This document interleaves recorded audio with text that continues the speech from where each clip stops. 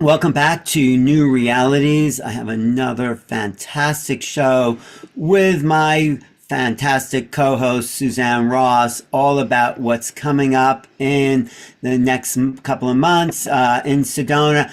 And one of my favorite people, Vincent Genna, who is just a multi-talented, intuitive, psychic reader, healer. I mean, yes, you. Yes, he does everything. So, Suzanne, do you want to just talk about where Vincent's going to be in September with all of us? And Yes. Yay. I would love to. Alan, thank you for asking that. Here we go. The Sedona Transcendence Retreat, taking place during the fall equinox, Alan. And we're yes. so delighted to have it at the Global Center for Christ Consciousness. It's a beautiful venue, and we couldn't be more thrilled to have Vincent Genna as a starring keynote speaker, workshop presenter, outdoor journey guide, along with all these other psychics, channelers, and mediums, demonstrating their gifts and teaching their techniques. That's the theme for our event this fall. Right. And people can get tickets at Sedona Transcendent Retreat.com. That's what's so good. And yeah, let's talk to Vincent and just find out his scope of knowledge because welcome, Vincent. Oh my Um, gosh, Alan, it's so great to be here and share this time with you. You're one of my favorite people. We don't get a chance to talk a lot. And now, Suzanne, you were added into my realm of friends and colleagues. And that's how I always know that I must be doing something right and going in the right direction. Because the circle of friends and people and colleagues you wind up attracting really is a reflection of something you must be doing on the inside.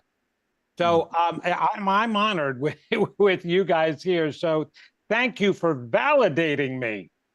well, you do so much. I mean, you have a fantastic sort of self-help book, but you're a great psychic. Why don't you give a little background of where you're coming from and also how you got into the ET connection work? So just give us a little background so people know who Oh you my are. gosh, yes.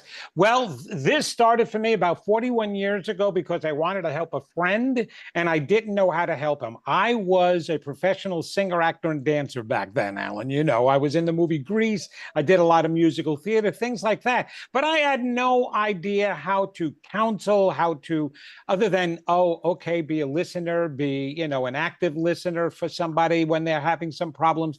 But I have had a friend who wasn't talking about his problems at all, but I knew, somehow I knew that there was things going wrong. So it was about me asking for guidance and ability to be able to help him. I actually cried out to God. That was one of my first times I cried out selflessly to give me the ability to help him and friends like him. And then a week after that, I mean, Steven Spielberg and even Cecil B. DeMille would be proud of the epic story that happened to me, talking about parting of waters in the Red Sea. This was more than that. This was all the spirits that started coming around me and communicating with me. And then I started having the ability to be in tune to people, to have all of this wisdom and knowledge that was written in these ancient books. It was just filling my mind and my head. And then I started trancing one of my higher guides, Joseph from Canaan. I mean, we're just celebrating, you know, some seasonal. We've got Passover going on right now, right? And so we've got all of that wonderful stuff and biblical history. And there I am talking with one of these biblical characters who's guiding me. And I was not into that at all, Alan. And so everything started developing. And from that point on, I started studying and researching everything that was happening to me. I mean, I studied all the education material. That's where I was guided. And so my intuition and psychic ability started to really flourish and open up. And as time went on, then I started seeing dead people.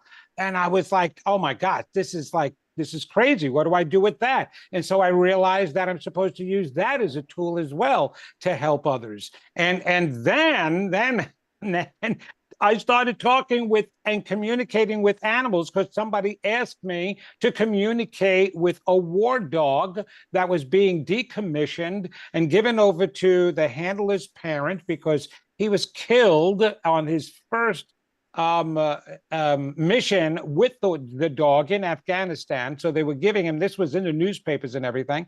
And so I wound up communicating with the dog and the handler and helping the family members. So that became something. And so people started contacting me about their pets and things like that. So I started talking with them. Then this is the part that you really is interesting, right? Here I am sitting in my office. I'm just done with a reading, and all of a sudden I start hearing, "We want to talk with you." And being the good psychic I am, I turned to my ficus tree and figured it was a tree and a plant that was talking to me. I don't know what's talking to me. There was no animals around. There was no spirits around. So I'm wondering who's talking with me. And they were like, "No, we're an intergalactic council of spirit beings." So they're in spirit, and they are aliens, and they are a council of aliens, apparently. Kind of, Star Trek got it right when they were talking about, the Federation and stuff like that. There really is a kind of federation in spirits that help guide all of the souls that are going to the different planets and universes out there, right? And so they started talking with me because they needed me to educate the people. So it's really interesting because Stephen Green, he's talking about the CE5, contact, extraterrestrial contact of the fifth kind, right? We got the first kind, and we got the second and the third and the fourth, and the fifth is where humans initiated.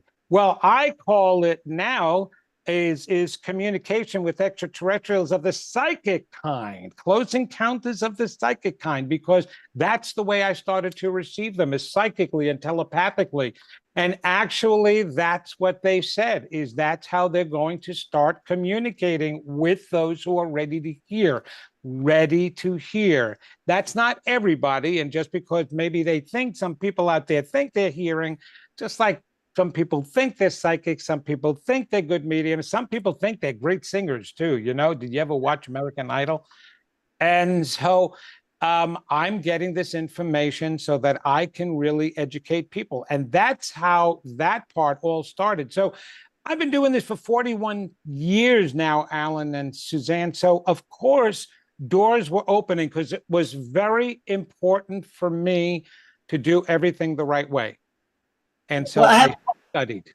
Go ahead. What kind of information? I mean, you get a lot from spirit and all that, but what kind of information did the ET Council give you about this time and the Earth and all that? I'm just curious. It's fun information that actually you don't need to be psychic to actually know. We're pretty messed up down here, and we're actually not as evolved as we would like to feel we are. They are much further ahead in their evolvement. One of the major reasons why they were even coming here to start with was to get us going in our civilizations and learning how to build and construct big things like the pyramids. They certainly helped with that. But then they were helping to hasten our evolvement with health-related things.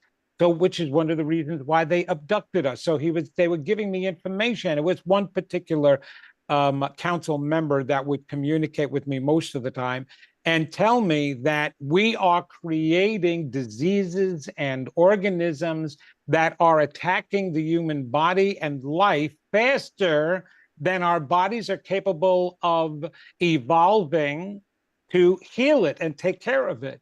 And so, yes, there's a lot of bacteria out there that we can take care of, and we do almost on a daily basis, because there are viruses and bacteria floating in the air all around us all the time, right?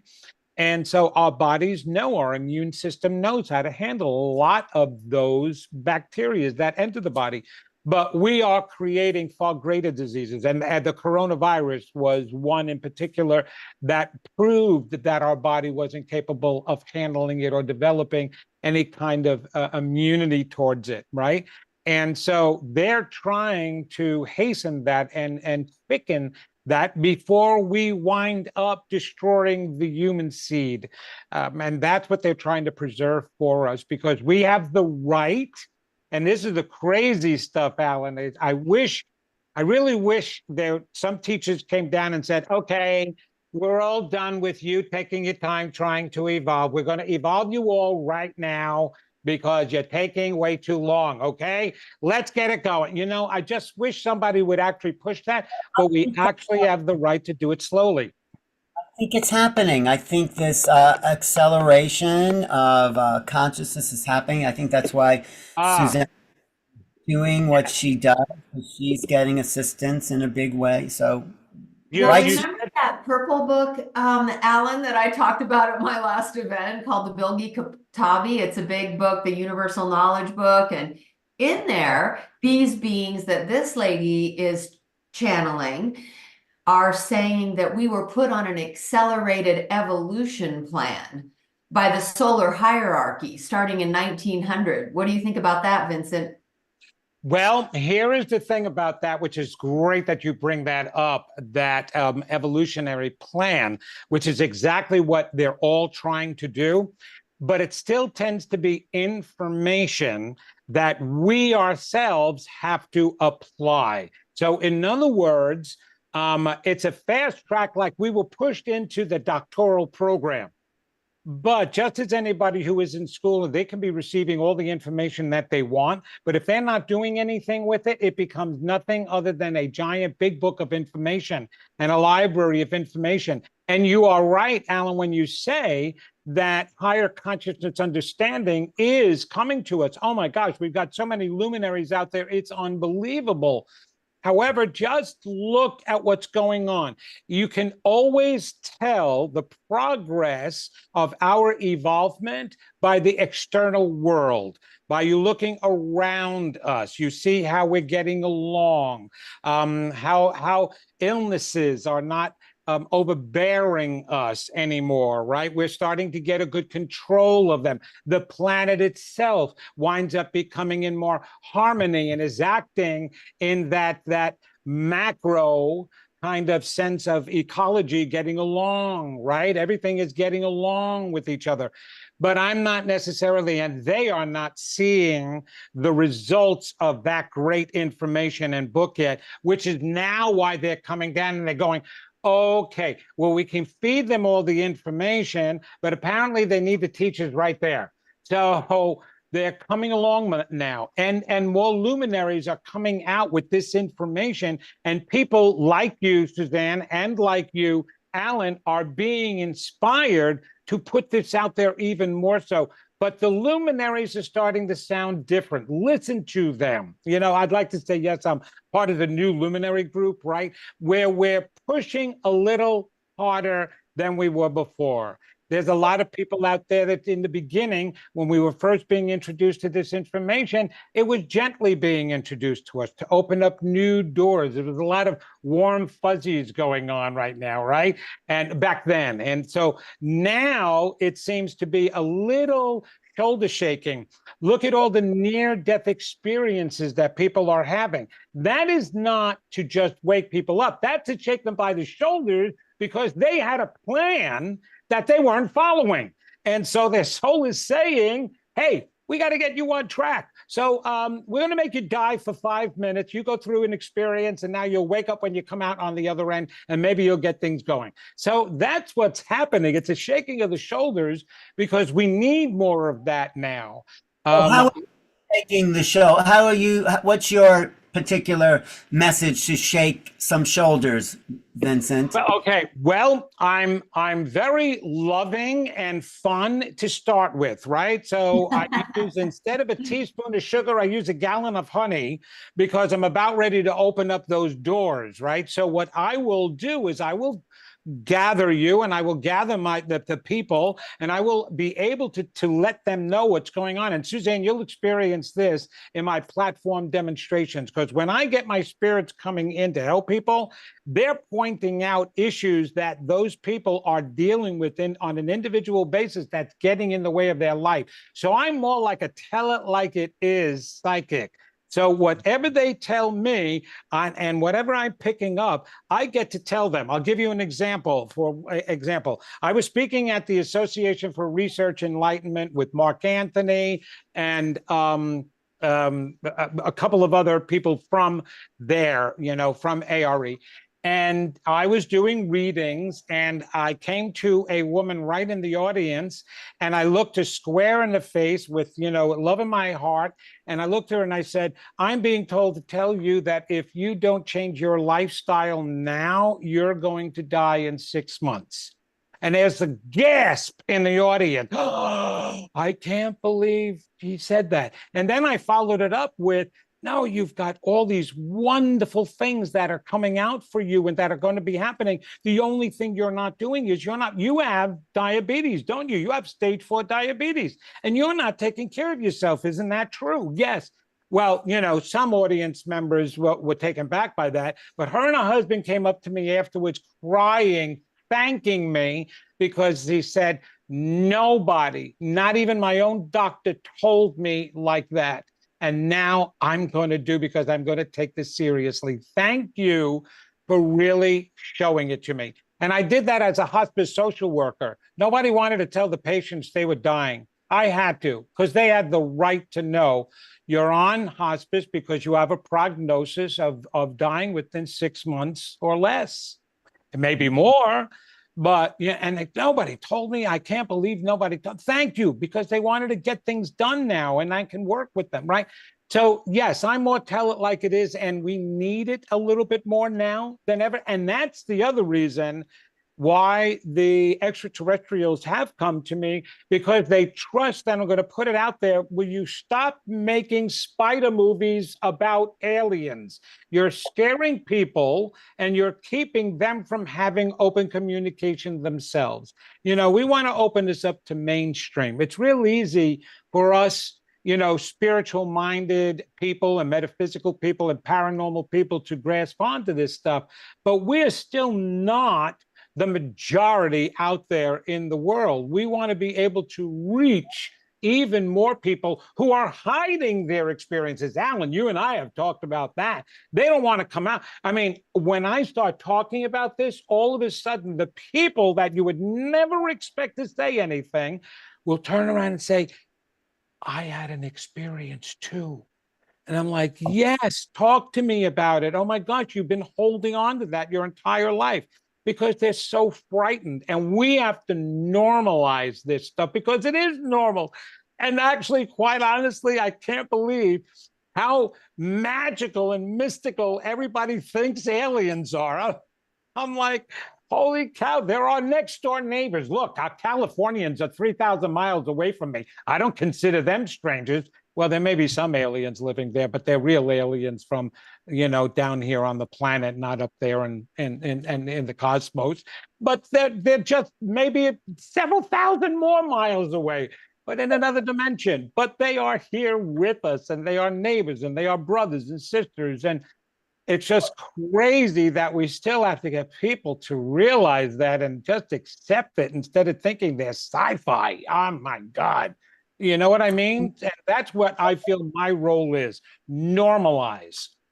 Well, one thing I want to say, in addition, maybe Suzanne doesn't know this, in addition to like telling people as how it is, your book, your first book about helping people, bring that into the conversation. What's the name of that book? Because I think that's really powerful to getting people to get in touch with themselves. What is that book? Thank you. Yes, the name of the book is The Secret That's Holding You Back.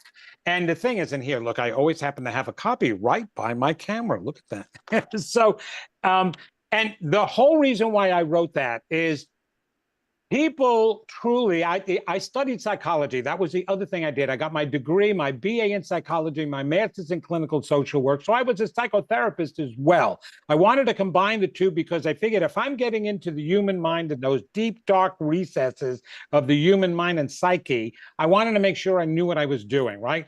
So in my studies, I come to realize that there are anomalies that go on with the brain that actually hide certain beliefs you have about yourself. Those negative beliefs, I call them the I'm nots. I'm not good enough. I'm not lovable. I'm not deserving. All right, we know that they're in there. Psychology has talked about them when they've done inner child work. Even Eckhart Tolle in his books have talking about the hidden truths and all of that inside of us deep down. But why is it so important now that we understand it? And that's what my book is all about. Because we do not manifest from our conscious minds. This is a fallacy that is being taught that's confusing people. They say your thoughts create. They do not create, because if your thoughts create, the moment you had one, you'd create something. As a matter of fact, that has caused so many people to be afraid that if they turn around and say, oh, I'm going to hit a whole bunch of traffic. Oh, no, I'm going to take that back, take that back, take that back, take back, take back. I'm like, wait a minute, relax, don't worry about it. It doesn't happen that fast. My goodness, half the world would be dead by now, and the other half would be billionaires if thoughts created. It's your inner unconscious beliefs that create, not your conscious beliefs. Now, your thoughts influence your beliefs. So my book is all about bringing the inner thoughts, those thoughts that were created for you when you were younger, from way a long time ago, because we're an accumulation. Bring them to the surface.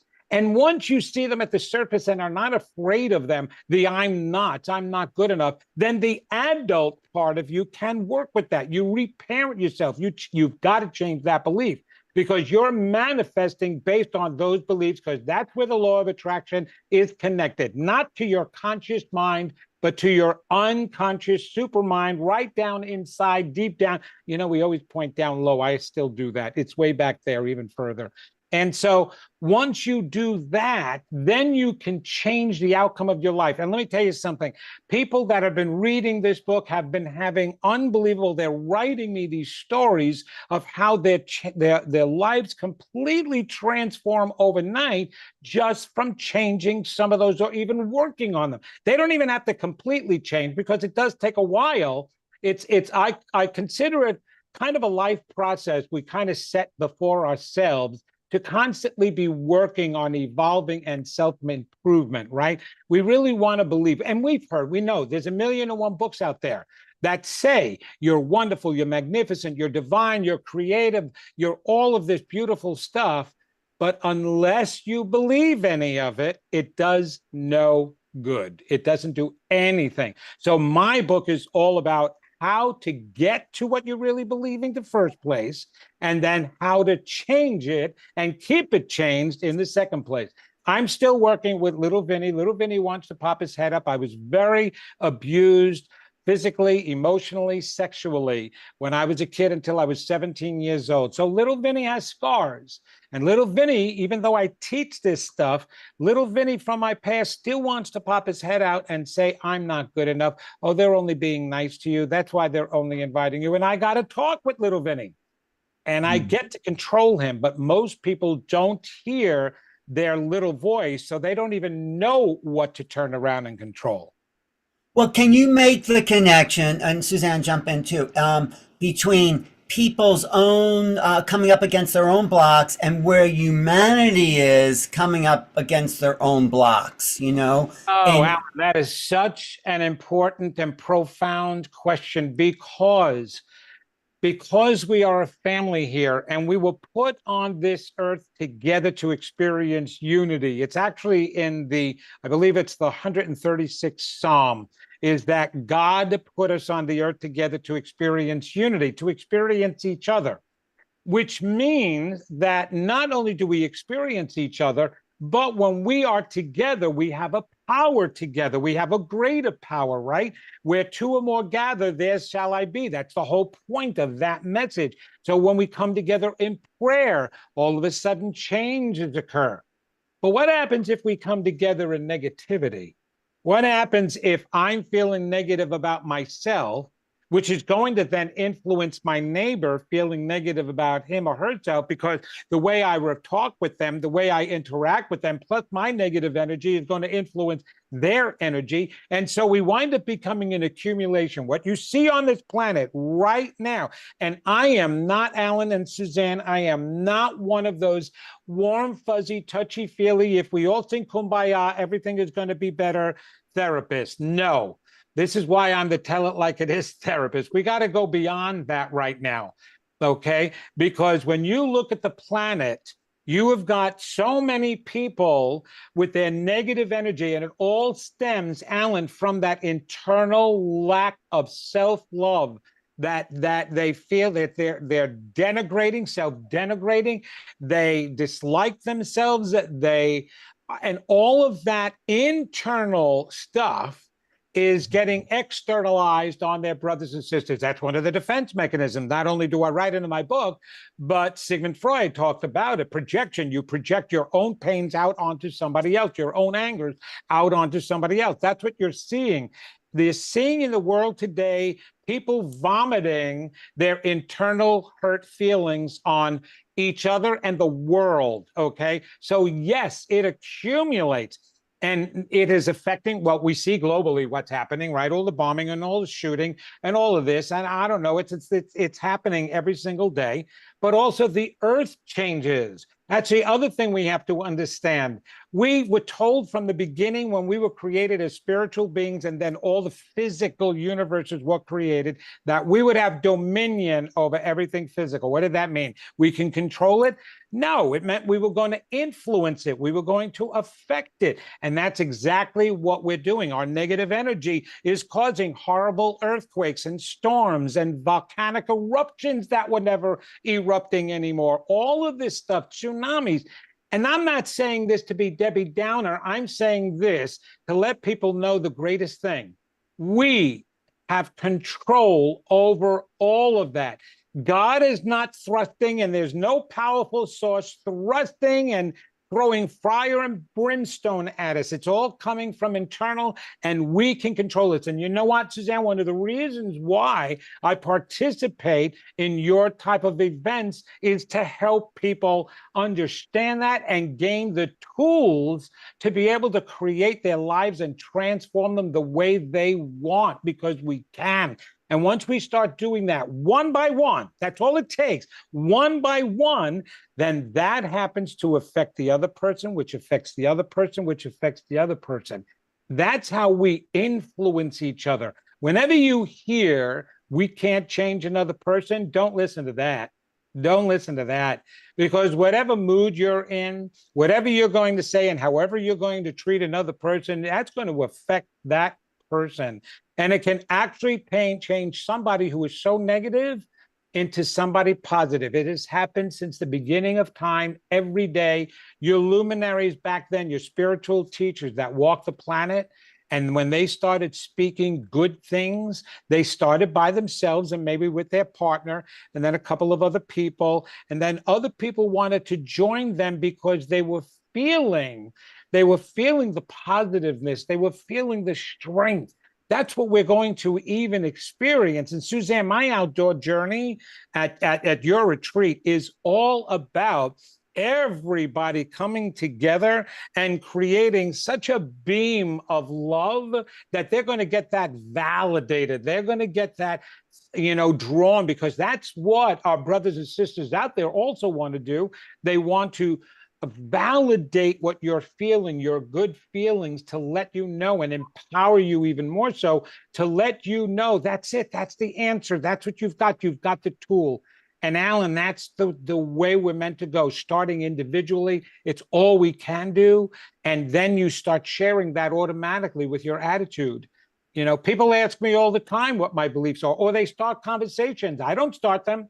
I don't have to stand out in the middle of the street with a Bible or some roses to sell them at the airport and tell them God is God. I just saw that this weekend, actually. A guy was holding up the sign. You got to believe in Jesus to save everything. It's like, we've been talking about that stuff since 2024 years ago, and it still hasn't changed much. It's more than just talking about it and believing in a person or a situation.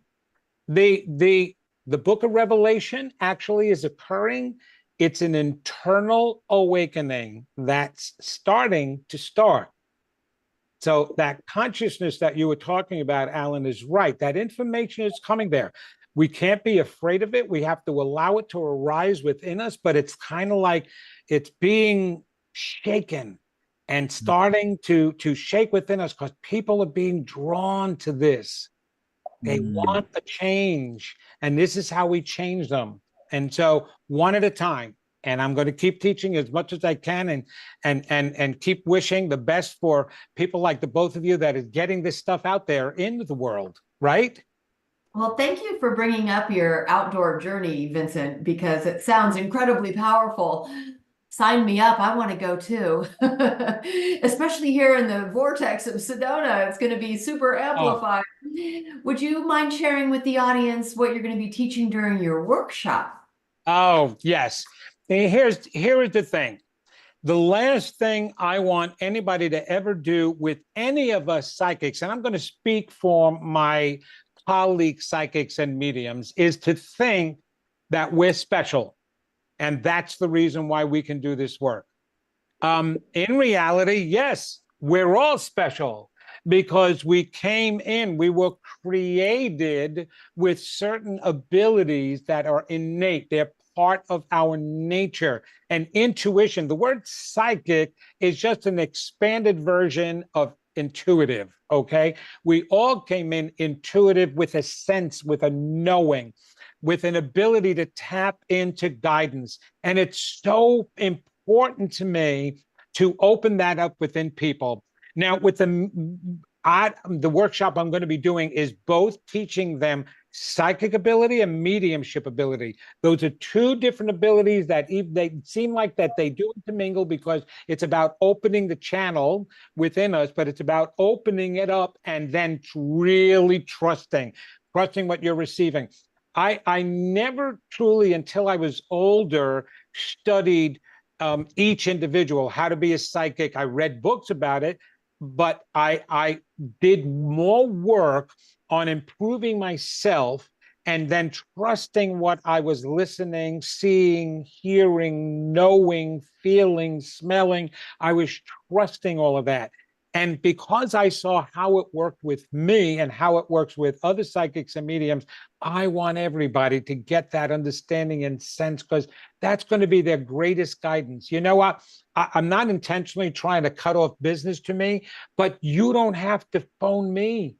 You can phone you, the higher part of you, your higher self, those other dimensions. Open them up. Let your deceased loved ones, let the guides, the angels, source, spirit, God, whatever you want to call them, the higher consciousness beings there. The extraterrestrials, that's the other thing I want to teach people, because I want, when we're out on that outdoor journey, I want people to be able to use what they learned in the workshop to open themselves up and see if they can even hear from their extraterrestrial brothers and sisters. I'm telling you, once you get a phone link to one dimension, you've got that link that can expand to all of them. This is not like physical world stuff anymore with limitations, right? That can only go so far. We're talking about unlimited powers and abilities. And it's very important for me to help people awaken that within them, because we all want guidance. We all ask questions. We either ask our friends, our parents, our partners, right? But you've got the greater source than any of them is you've got that internal source. You've got that higher source, that God source, that those archangels, all the higher consciousness beings, right? And so that's what I want to open up for everybody, and that's what they're going to experience. And I am a different teacher than most, because not only do I work on the ability to open up, but I also teach them what's in my book so that they can clear away anything that gets in the way. When your closet is full up here, your channel is closed. When you open that closet up, it opens up more and more and more, and you allow more information and intuition to come through. And that's how I teach people. So I'll be working on that with them at the workshop. Right. Great. Well, that sounds fantastic, doesn't it, Suzanne? It Because does. And Vincent, I watched a YouTube that you just did a few days ago where you were making a distinction between the ego that we often refer to as being something that we need to overcome. And you gave a different perspective on that. And just before we leave today. I'd like for you to give us some more insight into that, because I think All it's a right. really important point. Mhm. I may be the only one out there as far as teachers, right? Whether it be a psychologist or a spiritual teacher, any of the new age and new thought authors that will tell you that your ego is your best friend. It is a gift from God. All it does is identifies you from your brother and sister. That is it. Egos are not the cause of the problem. But you know, it's funny, and I wrote this in my book. Us humans need to develop these defense mechanisms, and one of it is to blame in order to excuse certain things. So I find it interesting that very early on, we formed these religions that blamed us because we were sinners. That's why we couldn't live a good life. We're sinners, right? And then when science came along, it's, well, you're only human. And because you're human, you're going to make human mistakes. I still don't know what a human mistake is. I know what a mistake is, but a human one, as separate from a spiritual one, I don't understand the difference, but you make human mistakes. Okay, so now New Thought came along. And all these luminaries came along that says, no, you're not a sinner. We're not sinners. We're not any of this, right? And so they're talking about how we're magnificent and how we have this Christ understanding and ideology, that we're loving, compassionate, caring, all of these higher kind of concepts of feelings and emotions and behaviors and attitudes, right? Okay. But they still had to throw in something. Actually, Marianne Williamson, when she does and writes about A Course of Miracles, which I love, and she's fabulous, right? Fabulous teacher. There is an entire chapter in A Course of Miracles that's devoted towards your ego and says that, yes, we are supposed to be like Jesus and act like Jesus did, all loving, all caring. But chances are we're not going to be able to achieve that because of our ego. So now you've got the spiritual teacher still coming up with an excuse as to why we can't be perfect, why we can't do the right thing. It's not because we're sinners. It's not because we're only humans. The ego gets in the way. There is not one person on this planet who can still tell me how to put your ego aside. Not one. Oh, just pay attention to your essence. I don't know. But even in the creation of this universe, when God wrote, if you go back to chapter 1 of Genesis, right? God created the planets and he created the firmament and the seas and the air and the sun and the light and the this and that, and saw it was good. Wait a minute. Wait, and saw it was good. That's sounding a little egotistical, don't you think? It's like God is complimenting itself and saying it was good. Why was that written there? Because we're supposed to know when we're doing good things. We're supposed to be proud of ourselves. We're supposed to know that we're magnificent beings, and our egos allow us to feel that. So no, your ego is your gift. It is not your problem. It is the lack of it that is the problem. And in my book, I call the mind the adult-made mind with all the defense mechanisms in your unconscious mind. That's your problem. That's where I stand on the ego, and even more than that.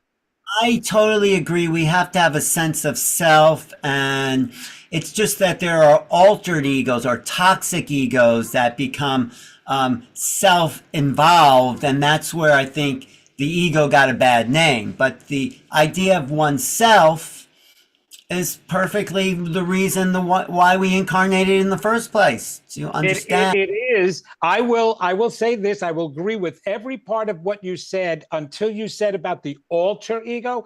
Actually, it's not an alter ego. It's your defense mechanisms, which is in your unconscious mind, which is completely different.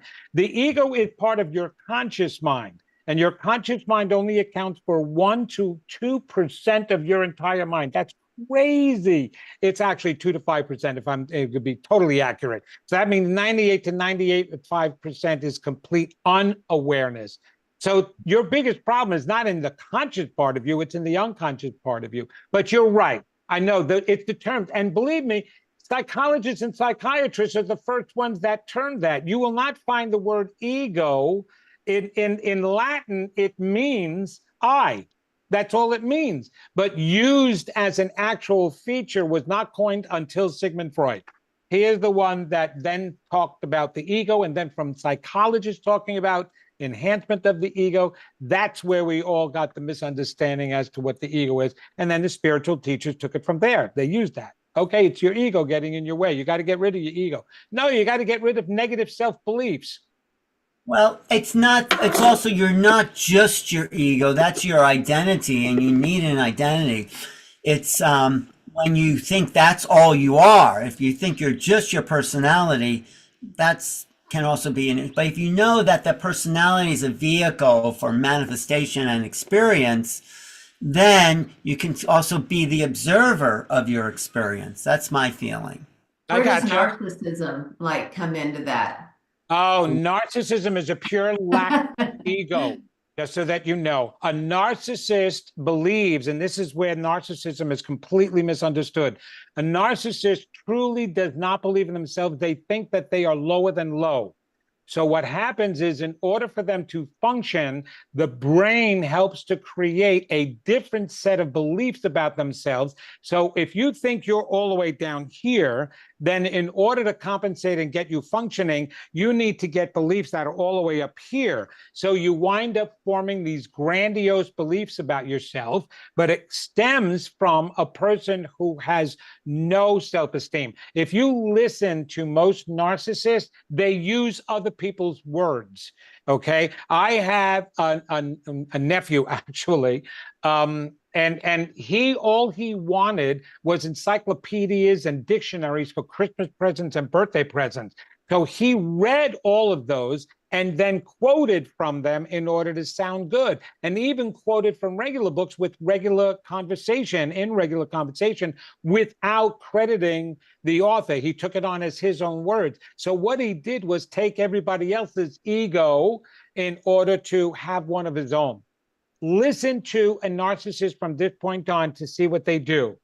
Most of the time, even though it sounds like a narcissist is building himself up, he's putting everybody else down lower, right? You have a light in your room, right? And there's two ways of making that light brighter. One, you can change the bulb in it and put a larger wattage bulb, and now the room is going to be brighter. Or to make that light brighter, dim all the other lights. Listen to a narcissist. They spend most of their time dimming everybody else's light to make theirs look better. So it's not that they think they're so grand. It's that they're going to do everything they can, and it's all unconscious, to make themselves, to make their light appear brighter. And that's by putting down everybody else's light and making and dimming it and smaller, pointing out all these faults and everything. So narcissism is a result of your lack of any ego whatsoever. I agree. We have great examples in our public view of such. Yes, we do. And but let's just to sort of wrap up. Let's also go back to the ET phenomena, because one of the other gifts, Suzanne, of what Vincent does, I mean, at least that's what he told me, is tune into other people's ET experiences and give them information. So talk about that, because that's fascinating, Vince. Okay, that'll be great, because and that started by giving people readings, and then all of a sudden I was seeing these other beings involved in a person's life, and I'd be like, well, wait a minute, did you have a contact or something? I'm seeing this being, and it was an extraterrestrial. There's some at the foot of your bed, at the side of your window. You were driving down in the car and something stopped you, and then you got out and there was an ET there, and I'm seeing it. I can actually see their experiences. And then what's been happening is I've been able to contact, or actually what happens, I see the ET that they had an exchange with or an interaction with in some way, and then that ET communicates to me either through the council or to me, and I'm getting feedback from the ET as to why they were there. And I'm like, whoa, wait a minute. So I've got the mediumship and the psychic thing going on at the exact same time when it comes to that communication. So what that helps me to do is normalize and help again, normalize, right? Make a person who has had that contact not feel crazy and to understand why me? Because that's the biggest question.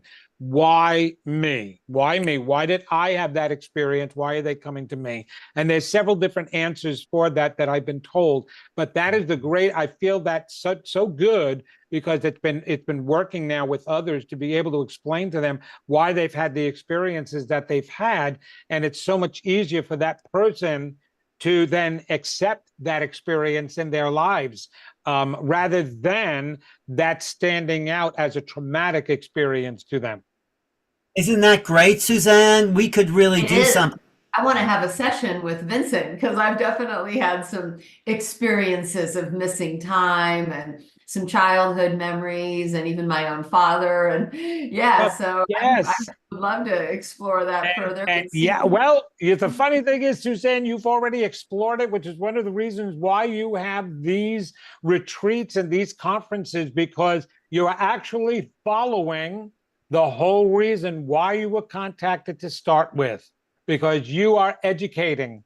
And that is what they really, truly want to do the most, is educate us. Because how do you cause evolvement to go quicker, to work faster, is through the education and then through the experience. So it's more than just words, it's the experience that everybody is also looking toward. So you've done it. And so they're thrilled. It's like, okay, the visitations work down there, at least one of them. Okay, we can go get the other ones and see what happens with them. It's like, I saw the funniest meme and graphic on Facebook one day. It was a flying saucer flying by, it was all in cartoon. And there was a husband and wife alien in it. And the husband goes to the wife, where are we right now? And the wife goes, oh, we're crossing over Earth. And the husband goes, lock the doors. And I love that, because that's what we used to do, right? What you just described, Vincent, could be a great audience interaction as people raise their hand and they say, I had this experience, and then you tune in front of the audience. Could be really fun. Really fun.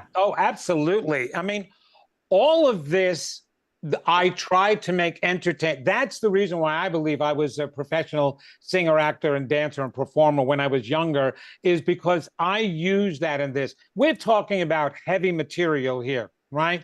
And if you don't have fun with it, it makes it harder for people to accept. And especially, like I said, the tell it like it is stuff that I give out, right? If I'm making people laugh first, I can get them the message that they need to hear. I can get them some of that hard stuff and then make them feel that special, that they've received it. Oh my God, I feel so good that I've got the answers now and I'm getting this help, right? I want people to feel empowered and good, but to also enjoy it, because that's what life is all about. We're not here just to be a school. We're here to enjoy our growth and our self-discoveries, right? Great, thanks. Isn't that great, Suzanne? It is, and I love that you bring the entertaining aspect into it, Vincent, and you get people passionate about it and interactive with the audience. So it's going to be phenomenal. I can't wait. Yeah, either can I. I'm all excited about it. I've been getting all of this stuff, this download stuff already for everybody. Great. So September 19th, 21st in Sedona, Arizona, Sedona Ascension Retreats.com. There it is, coming up right there. Vincent, along with some fantastic other people, Lisa Royale Holt, who's one of the first Lyrians who talk about the Prism of Lyra, Matt Kahn, of course, everybody knows, and Brandy Wells is going to be an upcoming guest on the show, who's going to be there.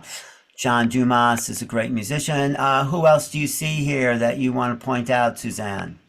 Yeah, I mean, Kelly Palmatier was our sponsor at our big March conference. And when she walked out on stage, you and I were both blown away, Alan, by her presentation and how she engaged the audience. And she's also a medium and psychic. She's channels white light. Robin Jelinek is also a psychic and medium, as is Ann Tucker. Now, Yafi Yer is channeling extraterrestrials, while Allison Carmani does mediumship. And so, yeah, psychics, channelers, and mediums, Alan, I thought that was a great combination. And it's all going to be so interactive with the audience, especially with the workshops and outdoor journeys. So I'm really looking forward to it. I'm just going to keep bugging you to come until you say yes. Yes, no. Okay. And Vincent, so great to be with you, and we will be in touch. And I'm glad you're finally coming out up into the public. Yes, I am. I can't wait. I'm so excited. It's the time now. We have to do this now, right? It is. We'll talk about maybe even coming to some other events too, like the Conscious Life. And I'll call you and Hey, that sounds fabulous. Thank you. And thank you for having me here again. And Suzanne, it's always wonderful now. And I truly enjoy this. Thank you. Oh, thank you. Mwah. And thanks so much for joining us, everyone. You're like a racehorse, Vincent, just trying to get out of the gate and do your thing. I'm both. I'm a racehorse and they're studying me out in the field there. I'm so old now at this point. So I'm putting out the pasture now. That's it. Yes, thank you so much. That was great. I really enjoy it. More information, go to vincentgenna.com and you can get everything you want to know about Vincent and his latest appearances and his personal work and his individual one-on-one sessions. So thanks, Suzanne. Always great to partner with you in these events, and we'll be doing more. Thanks for watching, and subscribe and do everything you want to do with this channel. Pass on this information. Thank you again, everybody, for watching. This is Alan Steinfeld, along with Dan Ross and our good friend Vincent Genna.